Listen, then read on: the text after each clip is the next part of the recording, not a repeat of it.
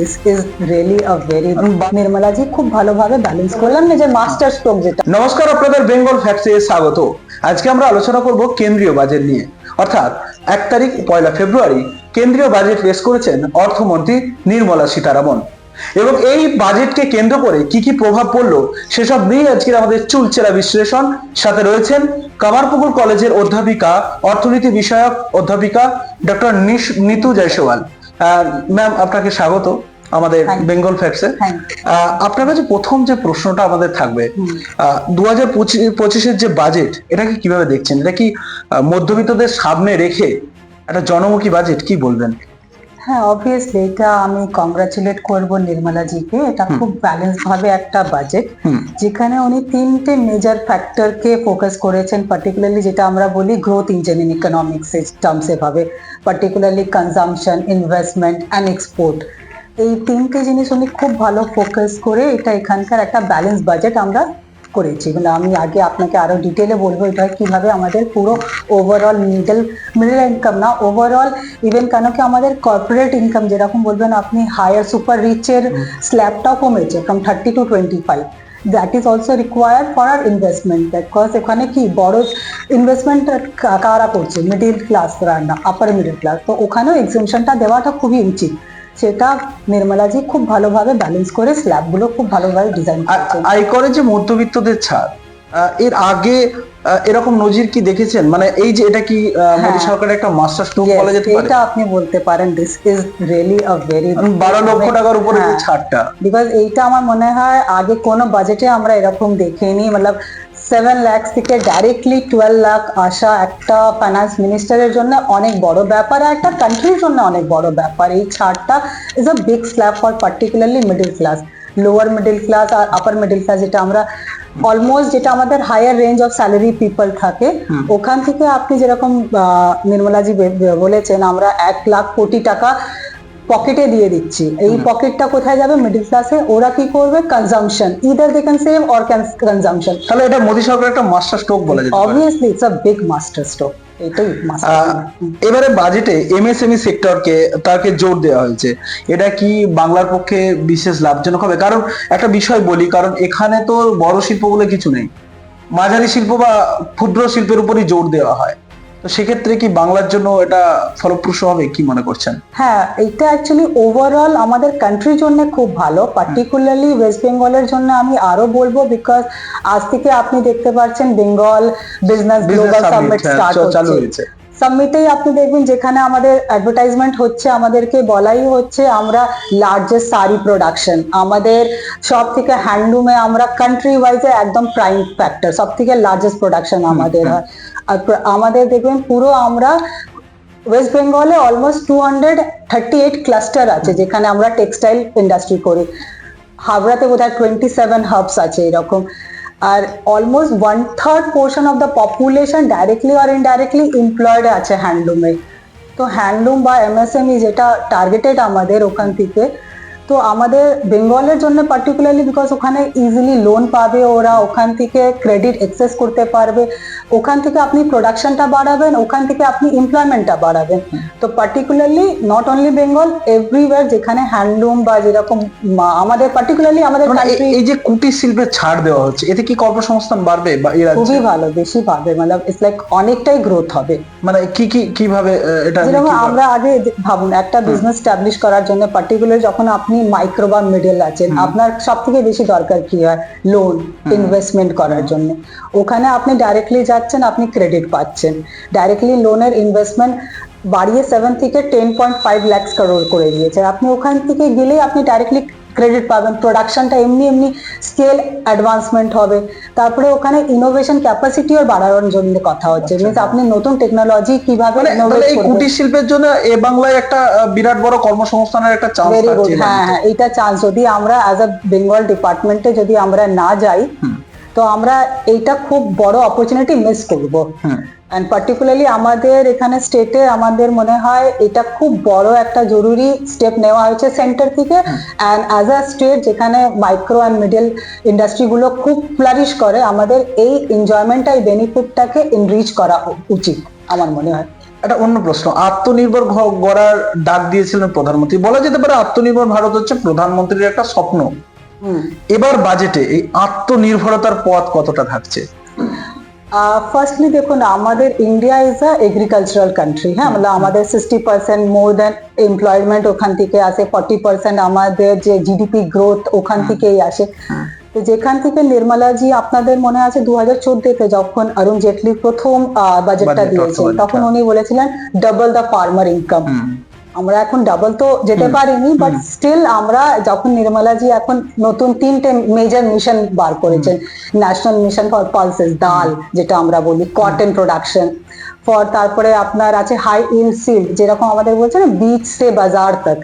তো আমি from the primary, যেখান থেকে বীজ দিয়ে যেটা প্রোডাকশন হবে, টু বাজার যেখানে আমরা রিটেল করব, আমাদের ইনভেস্টমেন্টটা যেখানে একটা এগ্রিকালচারে আসবে।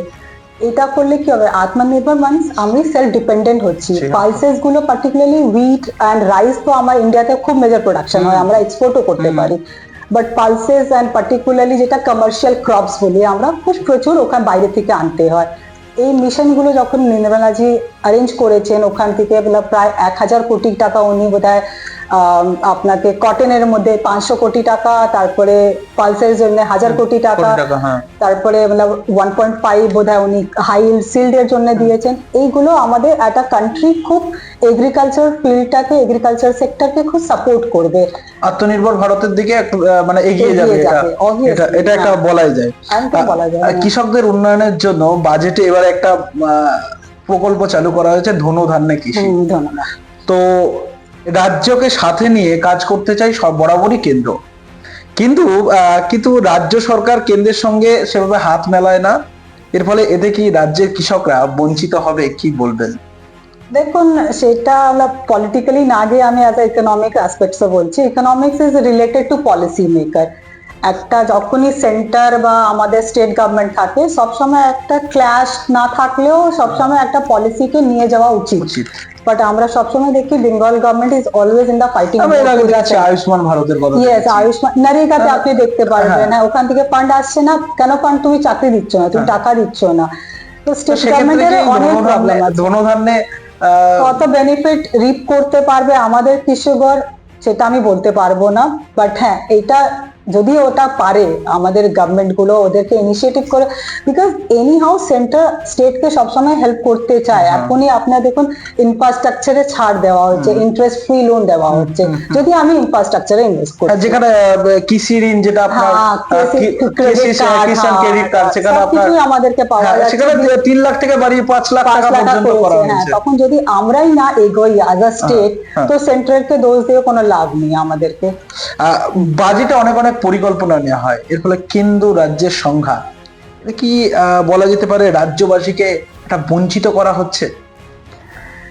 দেখুন, এখন সবকিছু তো ওয়ান নেশন ওয়ান সবকিছু হয়ে যাচ্ছে, তখন যেখানে আমাদের স্টেটটা এখনো ওয়ান হয়নি, তো সবকিছু স্টেটকে যেরকম আপনি দেখতে পাচ্ছেন এখন সর্ট অফ বিহারে ইলেকশন আসছে, তো আমরা সবকিছু বিহারকে দিচ্ছি।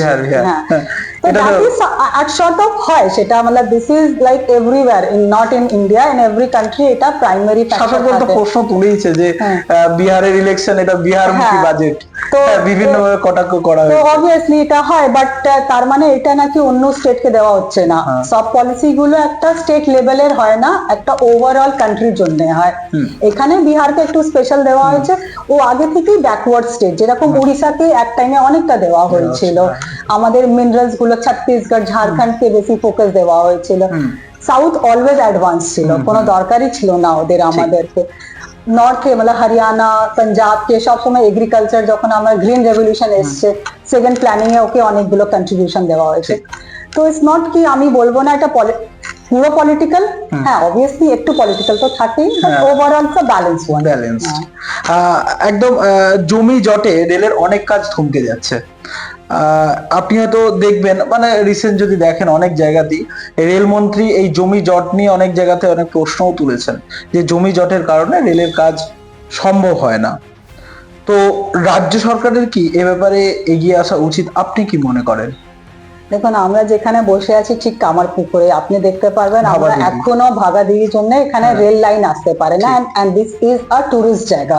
2009 সালের প্রজেক্ট, হ্যাঁ, মমতা এখন বন্দ্যোপাধ্যায় যখন রেলওয়ে মন্ত্রী ছিলেন, তখন সেই প্রজেক্ট শুরু হয়েছিল, মানে 2009 আমরা এর যেতে আসেনি। 2025 এর প্রজেক্ট এখনো পর্যন্ত হাওড়া থেকে বিষ্ণুপুরের সেই রেল সংযোগ করা সম্ভব হয়নি।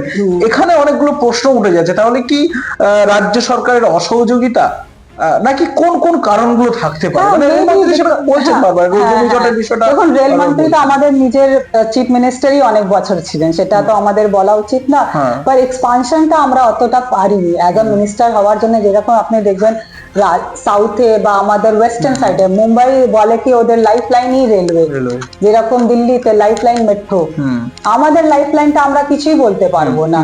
তো দ্যাট ইজ লাইক আমি ভাবি একটা মানে দুর্বল জায়গা, সেটা আমাদের একটু ভাবা উচিত। এভাবে আমাদেরকে একটা যখন সেন্ট্রাল স্টেট একটা কোলাবোরেশন হয়, কোলাবোরেট করা উচিত আমাদের, সেটা মনে হয়। কেন্দ্রের রেল বাজেট, কেন্দ্রের বাজেটের পর এবার শিল্প সম্মেলন হচ্ছে এ রাজ্যে। বাংলার ভবিষ্যৎ কি বুঝছেন?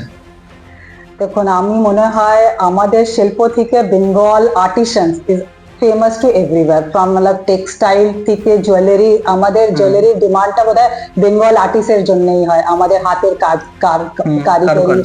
তারপরে like painting and all brushes, আপনার মনে আছে আম্বানির যে বউ যে গাউন পরেছিলেন, উনি একটা বেঙ্গলি আর্টিস্টই ড্রয়িং করেছেন। তার মানে ইউ ক্যান রিয়েলাইজ আমাদের আর্টিসানটা কত বড় এন্ড কত ভাস্ট, কত ফ্লারিশ করতে পারি। তার মানে আমরা কোথাও না কোথাও জুটিয়ে আছি। আমার মনে হয় এই বাজেটেই না, ওভারঅল আমাদের বেঙ্গল গভর্নমেন্ট থেকে এটা ইনিশিয়েটিভ নেওয়া উচিত আমাদের আর্টিস্টকে ডিউ রেসপেক্ট, ডিউ ক্রেডিট কিভাবে দেওয়া যায়। এই শিল্প সম্মেলন কতটা ইতিবাচক হবে মনে হচ্ছে এই বাজেটের পর? সেটা তো আমার প্রতিবারই শিল্প সম্মেলন হয়, এক্স্যাক্টলি, কিন্তু শিল্প আসে না, মানে শিল্প সত্যিই আসে না এই রাজ্যে। মুখ থুবড়ে পড়েছে এই রাজ্যের শিল্প ব্যবস্থা। এক প্রকার বলা যেতে পারে যে শিল্পের যে চিত্র সেটা সত্যি একদম হাহাকার অবস্থা। ঠিক সেই জায়গা থেকে আবারও প্রতি বছরের ন্যায় এবছরও সেই শিল্প সম্মেলন, ঠিক বাংলার জন্য কি আদৌ কিছু জুটবে? সেটা তো ফিউচার আমি বলতে পারবো না, বাট সেটা আমাদের গভর্নমেন্টকে ইনিশিয়েটিভ নেওয়া উচিত, because I respect our artist. আর সত্যি কথা যেটা আমাদের বোধহয় বেঙ্গলের বাইরে যত আমাদের আর্টিস্টদেরকে রেসপেক্ট দেওয়া হচ্ছে, ক্রেডিট দেওয়া হচ্ছে, এখানে আমার মনে হচ্ছে একটু তো নেই। সেটা আমাদের গভর্নমেন্টকে ভাবা উচিত, কেন হচ্ছে না এটা।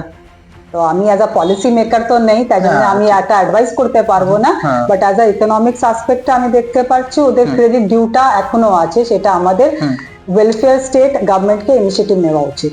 রাজস্ব ঘাটতি বা এবং এই যে মুদ্রাস্ফীতির বিষয়টা, এই মোকাবেলায় কি কি পদক্ষেপ নেওয়া হলো এইবারের বাজেটে?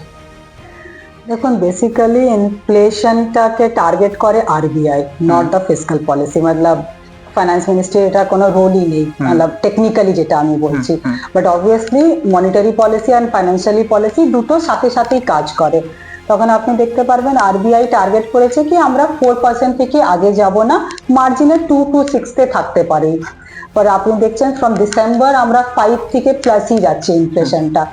এই ইনফ্লেশনটা না কন্ট্রোল করলে যে আপনি যে ট্যাক্স রিবেটটা দিচ্ছেন, এটা কোনো লাভ হবে না, because you are giving 100% FDI in insurance আর আপনি GST টার্গেট করছেন 18%, that's mean you are like taking away the money from the consumer pocket. তো যে দিচ্ছেন ওটা নিয়ে নিচ্ছে is due to the inflation. তো ইনফ্লেশনটাকে না কন্ট্রোল করলে কোনো ট্যাক্স রিবেট বা কোনো কাজে আসে না, আর এটা মেজর কাজটা আরবিআই, এটা কাজ ফিসকাল পলিসির। রাজস্ব ঘাটতির দিকে বাজেটে কি সেরকম কোনো প্রভাব পড়লো? দেখুন আমাদের তো এখন বাজেট নিজের আসবে, হ্যাঁ আমাদের প্রভাবটা পড়তে পারে ডেভেলপমেন্টের আসপেক্টে, যেরকম আপনি বলেছেন MSME তে আমরা খুব ভালো কাজ করতে পারি, এগ্রিকালচারের খুব ভালো কাজ করতে পারি, ইনফ্রাস্ট্রাকচার লোন যে ইন্টারেস্ট ফ্রি পাচ্ছি ওটা আমরা ইউজ করতে পারি ইনফ্রাস্ট্রাকচার ডেভেলপমেন্টের জন্য। আমাদের আইটি হাবস গুলো যেরকম আমাদের গ্লোবাল সামিটে হয়, ওখান থেকে আমরা ইনফ্রাস্ট্রাকচার সেলস গুলো প্রমোট করতে পারি। আমাদের যে সিঙ্গুরে আগে যে প্রজেক্ট গুলো হলো না, এখন জুয়েলারি হাব হবে ওটা বলছে, ওইগুলো ইনভেস্টমেন্টটা প্রপার করলে কি হবে, আমাদের পুরো স্টেটটা একটা প্রসপারাস বলে না, ওয়েলদি এন্ড প্রসপারাস স্টেট হতে পারে। তা আমরা সত্যিকারে কম্পেয়ার টু আদার স্টেট অনেকটা পিছিয়ে গেছি। একদম। এগুলো আমাদেরকে ভেবে সেন্টারের সাথে মিলিয়ে ঝুলিয়ে একটা কাজ করে নিজেকে এগোতে হবে। একজন অর্থনীতি বিষয়ক প্রফেসর মানে অধ্যাপক বা অর্থনীতি নিয়ে আপনি বিশ্লেষণ করছিলেন, আপনার কাছে একটাই লাস্ট প্রশ্ন যে এবারের বাজেটকে আপনি 10-এর মধ্যে কত দিতে চান? আমি একটা ব্যালেন্স বাজেট पर there is a lack of vision मतलब এই যে আগের কি হবে সেটা এখন এর মধ্যে কিছু নেই। মানে 10-এর মধ্যে কত দিতে চান? 7-7 মানে কেন, মানে এটা 10 নয় কেন? কারণ এই বাজেট তো অনেকটা মধ্যবিত্তকে হ্যাঁ মুক্ত করার মতো একটা budget। অবভিয়াসলি একটা অনেক ভালো বললাম না যে মাস্টার স্ট্রোক যেটা বললেন এটা সবথেকে অনেক বড় মাস্টার স্ট্রোক, বাট একটা বাজেটের মধ্যে একটা ভিশন দরকার হয়, যেরকম 5 বছরের 1 বছরের জন্য তো একটা বাজেট হয়, ওর একটা ভিশনটা আমি দেখতে পাচ্ছি না। অনেকগুলো মিশন আছে মানে যদি এটা অনেকগুলো কাজ হয় এক একটার পরে এক একটা, definitely this is like I can rank at like 9, হ্যাঁ, but till now I can rank at like 7।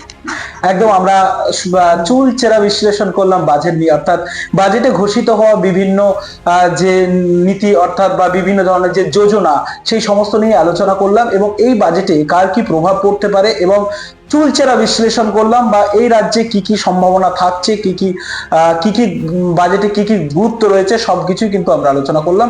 আপনারা দেখছেন বেঙ্গল ফ্যাক্টস, চোখ রাখুন, দেখতে থাকুন।